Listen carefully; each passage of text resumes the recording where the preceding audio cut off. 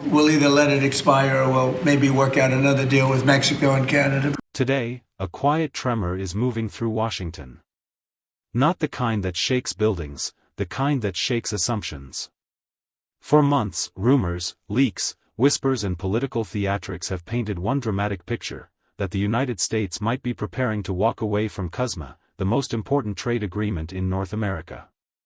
But then, Mark Carney stepped forward. Calm. Precise. Unbothered by the noise swirling around him. And in just 7 words, he changed the entire conversation. That's not what they're saying. What did he mean? And why did those words suddenly send a ripple through American media, policy circles and business networks? Today, we dig into something Washington wasn't expecting, the possibility that the panic was never coming from the US side, but from somewhere else entirely. Because while the Trump administration has been fueling headlines with threats, pressure tactics, and talk of all options on the table, the signals behind closed doors tell a very different story. And Carney, unlike anyone else right now, has access to those signals. When the Canadian press asked Carney whether he was preparing fallback bilateral deals in case the US walked away from CUSMA, he didn't hesitate. He didn't blink. His answer wasn't emotional. It was factual. That's not what they're saying. No panic. No speculation. No dramatic warnings. Just a prime minister who understands that in a storm, you don't steer the ship by studying the waves, you steer it by reading the wind. And Carney wasn't the only one pushing back on the doomsday narrative.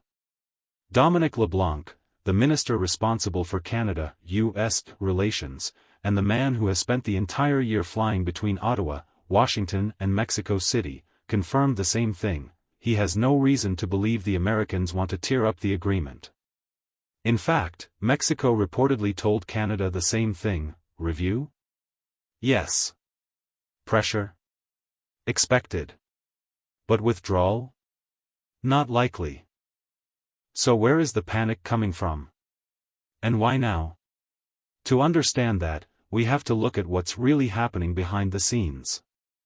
Earlier this year, the U.S. Trade Representative, Jamieson Greer, gave a public talk that sent the media spinning. He said the U.S. could exit, revise or renegotiate CUSMA, that all of those things are on the table. For headlines, that's gold. For politics, that's leverage. For negotiations, that's classic American strategy.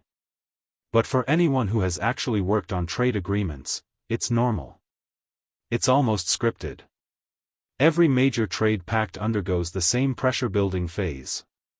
Washington rattles the cage, Mexico calms the room, and Canada analyzes the room without flinching.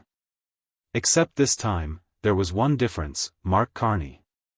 Because unlike most prime ministers, Carney has spent his entire professional life studying markets, reading economic signals and handling global crises.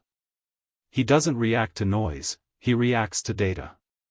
He doesn't panic when someone raises their voice, he pays attention when someone lowers it.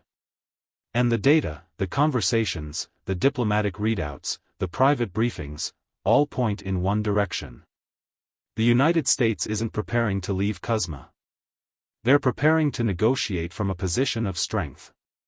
But Carney is preparing as well, quietly, methodically, and without turning it into a political circus. LeBlanc confirmed something else too: the review is scheduled for 2026, and the U.S. has launched consultations, calmly. Not aggressively. Not politically. Not with a countdown clock.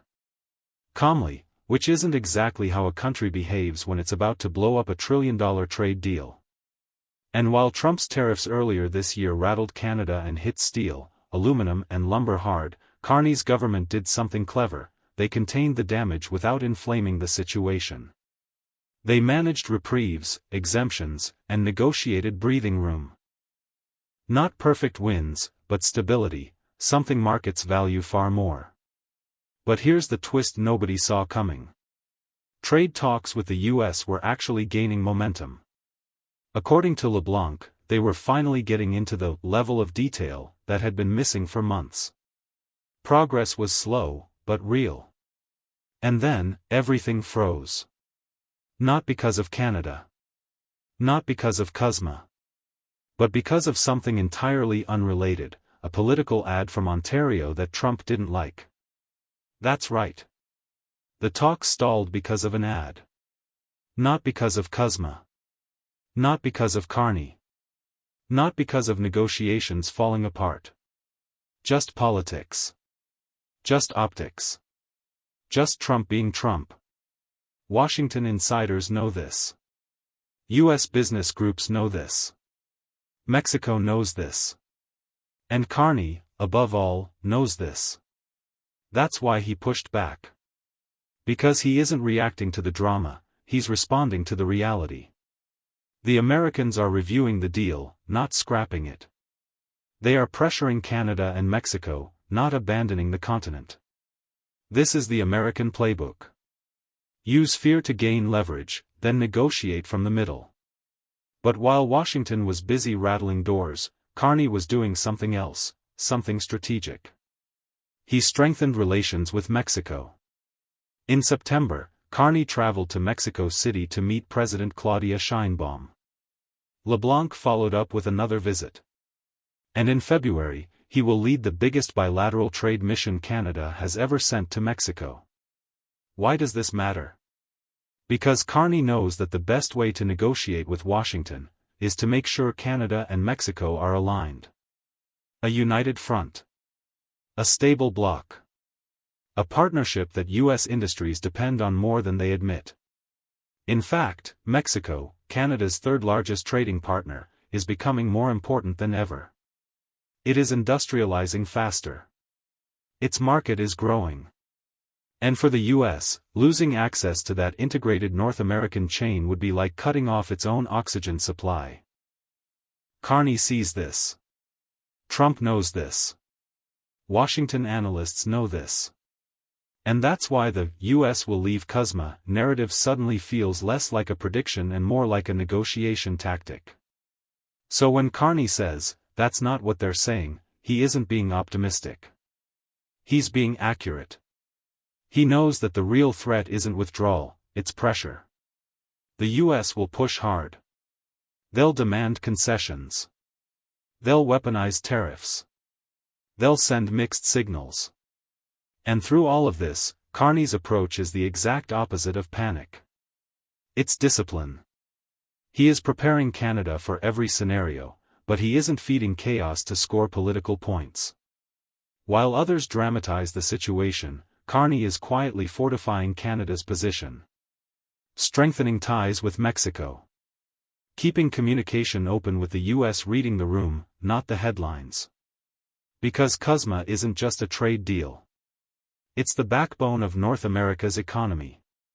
It stabilizes supply chains, protects industries, and keeps costs down for millions of families. Walking away from that would be mutually destructive, and the Americans know it.